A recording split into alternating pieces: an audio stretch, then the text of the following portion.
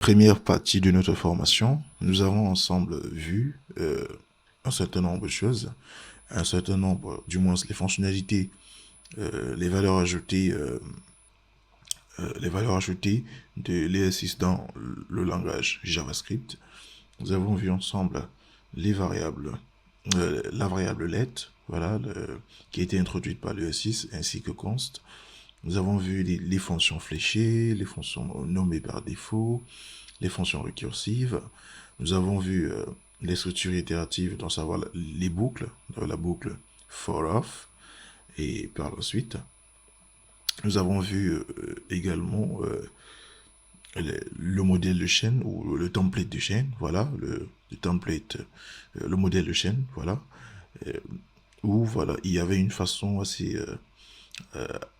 nouvelle, assez neuve d'introduire voilà du code JavaScript dans une chaîne ou dans une chaîne de caractères, dans une phrase, dans un texte, voilà.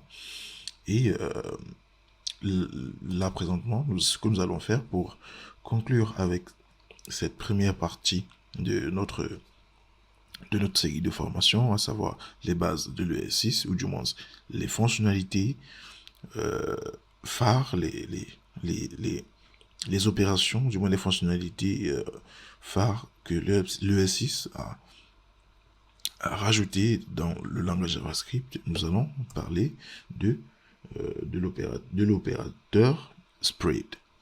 Alors, avant de poursuivre, avant d'expliquer ce que c'est que tout ce charabia, on va d'abord déjà, hop, on va d'abord, voilà, commenter tout ça. Et ok. Alors, l'opérateur spread, en gros, ça se matérialise comme ça, cet opérateur. C'est un opérateur introduit par le S6 toujours. Donc, on n'oublie pas nos backticks, comme ceci. D'abord, hop. Allez, hop, ok. Il est avec 3 points. 1, 2, 3, hop. Donc, c'est ça l'opérateur. C'est ça l'opérateur spread. Alors, l'opérateur spread est une fonctionnalité qui va nous permettre de déplier, de déconstruire, voilà, les éléments d'un tableau ou les propriétés d'un objet dans un autre tableau ou dans un autre objet. Donc, je me répète, l'opérateur spread, c'est cette fonctionnalité-là qui va nous permettre de déplier ou alors de déconstruire les éléments d'un tableau ou les propriétés d'un objet dans un autre tableau ou dans un autre objet. Pour essayer de matérialiser ça avec une image simple, c'est cette fonctionnalité qui va nous permettre de prendre les éléments d'un tableau A, et de l'ajouter aussi facilement dans un autre tableau B, en une opération seulement. Donc, l'idée, c'est vraiment de se dire on a deux tableaux, et que dans le tableau 2, on aimerait que dans le tableau 2 soit la continuité du tableau 1. Donc, ce qu'on va faire, c'est qu'on va utiliser l'opérateur spread pour porter, ou du moins pour, comme on l'a très bien défini, pour déplier, voilà, pour transporter les propriétés ou le contenu de notre tableau 1 A dans le tableau B. Bon, trêve de bavardage, voilà, on va essayer de mieux expliquer ça. Donc, l'opérateur spread. Ok. Allez, hop, on commente ça. Ok. Ok. Alors, par exemple, comme je l'ai dit, on va faire un petit coup, par exemple, const, on va dire, on va déclarer, on va faire deux tableaux. Donc, on va faire tableau A. Le tableau A, le tableau 1, voilà. Tableau 1, on va dire que le tableau 1, ce sont les nombres, les chiffres, autant pour moi, allant de 1 à 3. Non, à 3, ouais. 1, 2 et 3. Hop, c'est bon. Alors, maintenant, on aimerait que le tableau 2 voilà, on va définir notre tableau. Table 2. On aimerait que le tableau 2 soit la continuité, voilà, soit 1, 2, 3, 4 et 5. Donc, on veut retrouver le contenu du tableau 1 dans le tableau 2 et continuer. Donc, le lieu, c'est d'avoir 1, 2, 3, 4, 5. D'accord? Alors, ce qu'on peut faire à ce niveau, c'est que on va juste faire comme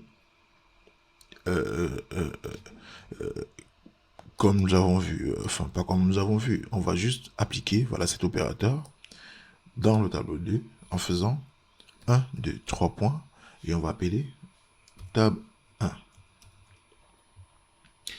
Par la suite, on met virgule, on continue en faisant 4 et 5. Hop. Alors, comme je l'ai dit, ce qui va se passer, c'est que là, cet opérateur, ces 3 points, ici, voilà, qu'est-ce qu'ils nous disent? Ils nous disent que ils disent qu'ils vont appeler, ils vont déplier, voilà, ils vont récupérer le contenu du tableau 1, à savoir 1, 2, 3.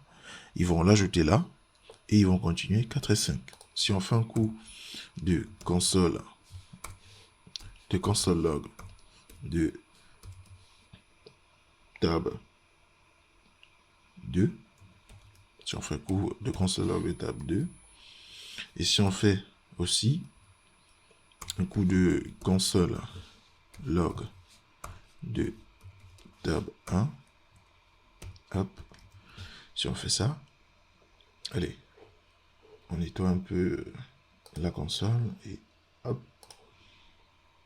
Alors, qu'est-ce qu'il nous dit? Il nous dit console log. Alors, ok. Je me suis gouré ici. Hop. Voilà. Et bim. Là, nous avons bel et bien le contenu de notre tableau, à savoir 1, 2, 3. Par contre, au niveau du tableau 2, ce qui se passe, c'est que il va récupérer les éléments du tableau 1, à savoir 1, 2, 3, et on va continuer 4, 5, 6, et ainsi de suite. Alors, ça c'est dans le cas d'un tableau, donc ça c'est pour un tableau. Comment est-ce que on utilise cet opérateur pour manipuler, disons, pour manipuler les tableaux? Voilà, manipuler les tableaux. Maintenant, pour manipuler les objets, ok, manipuler les objets, hop, ce qu'on va faire, ok, on va créer nos objets, donc on va créer d'abord l'objet 1, hop, on fait un petit coup de const obj 1, et à l'intérieur, hop,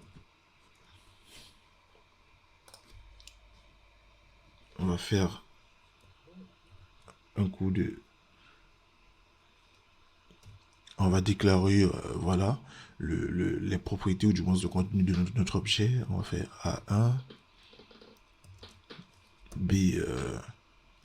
B2, voilà, C3, hop, et c'est bon.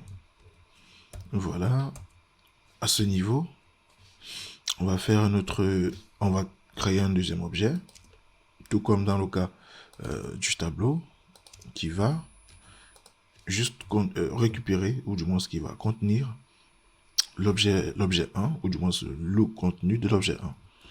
Alors, hop, const objet 2, voilà, qui est égal, c'est le même procédé, on va faire point,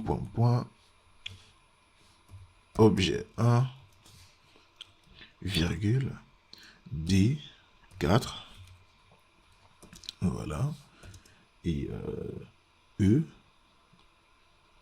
E5, for example. Par exemple, autant pour moi, par exemple. Donc, à ce niveau, si on vient en faire un coup de console log, allez hop, je copie ça, je mets ici, je fais objet 1 et je fais objet, allez hop, je fais objet 2. Parfait.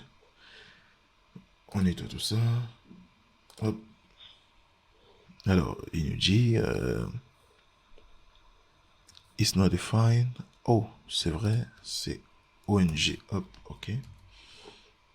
On recommence. Hop. Bon, ça, je vais commenter aussi. Voilà.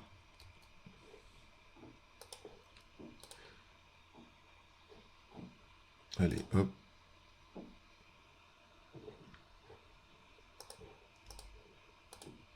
Allez.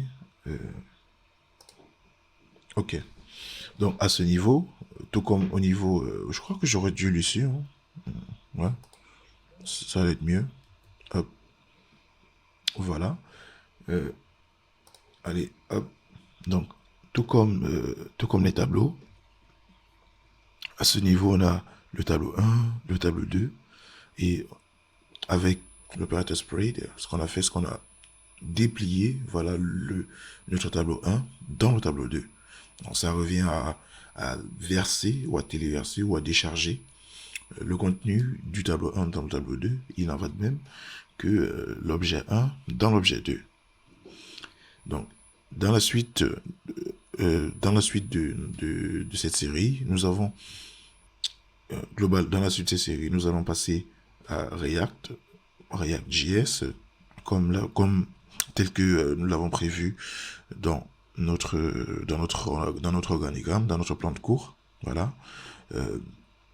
N'hésitez pas à fouiller, à regarder sur le site officiel du JavaScript, des docus. N'hésitez pas à fouiller. Voilà. Si vous voulez apprendre davantage sur l'ES6, ou si vous trouvez que l'ES6 c'est une techno, ou du moins si vous avez besoin de connaître un certain nombre de choses sur l'ES6, je vous encourage vivement à fouiller, à regarder un peu partout sur internet et tout, voilà, ou à me poser directement la question dans les commentaires. Je prendrai un grand plaisir à répondre.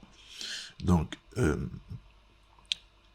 cette vidéo, c'est la dernière de l'ES6. Donc, nous avons ensemble vu quelques fonctionnalités, quelques notions optimisées du langage JavaScript par l'ES6. Et dans la prochaine vidéo, nous allons entrer, nous allons